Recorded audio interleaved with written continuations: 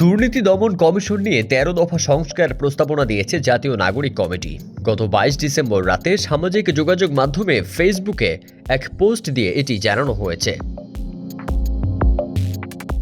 ১৩ দফা সংস্কার প্রস্তাবনার প্রথম দফা হল দুদক একটি সাংবিধানিক তদন্ত সংস্থা হবে। দ্বিতীয় দফা ৫ জন কমিশনার এবং তন্মধ্যে একজন চেয়ারম্যানের সমন্বয়ে দুদক গঠিত হবে। ৩. সার্চ কমিটিতে ন্যায়পাল এবং সংশ্লিষ্ট বিষয়ে অভিজ্ঞ ও সর্বজন গ্রাহ্য একজন অধ্যাপককে যুক্ত করা যেতে পারে। ৪.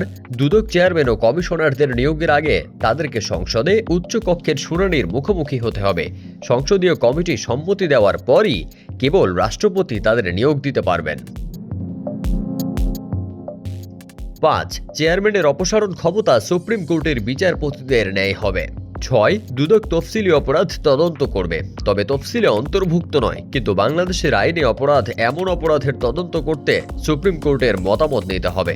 তফসিল হালনাগাদ করার ক্ষেত্রে সুপ্রিম কোর্টের অনুমোদন নিতে হবে। ৭.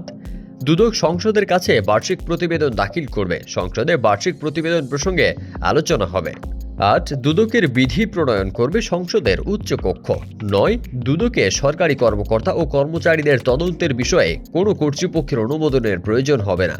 কমিশনে সিদ্ধান্ত গ্রহণ করতে পারবে, তবে কোনো উচ্চ পদমর্যাদা সম্পন্ন কর্মকর্তা সম্পর্কিত তদন্ত কাজ সংশ্লিষ্ট কাজের জন্য মনোনীত ব্যক্তি কমিটি ব্যতীত অন্য কেউ করতে পারবে না।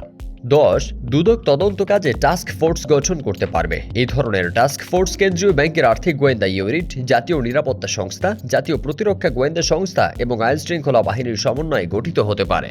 ১১. তদন্ত পদ্ধতি ঔপনিবেশিক ফৌজদারি কার্যবিধি নয়, বরং দুদকের কার্যবিধি দ্বারা পরিচালিত হবে। কার্যপদ্ধতির আধুনিকায়ন করতে হবে। ১২. দুদকের কোনো কর্মকর্তার বিরুদ্ধে দুদক নিজে তদন্ত করতে পারবে না। প্রধান ন্যায়পাল বা অন্য ন্যায়পালরা এই সংক্রান্ত তদন্ত করবেন। ১৩. কমিশনের আইনের বিধানে কোনো অস্পষ্টতা দেখা দিলে সরকারের হস্তক্ষেপের পরিবর্তে সংসদের উচ্চ কক্ষে সেই বিধানের স্পষ্টকরণ কিংবা ব্যাখ্যা প্রদান করতে হবে।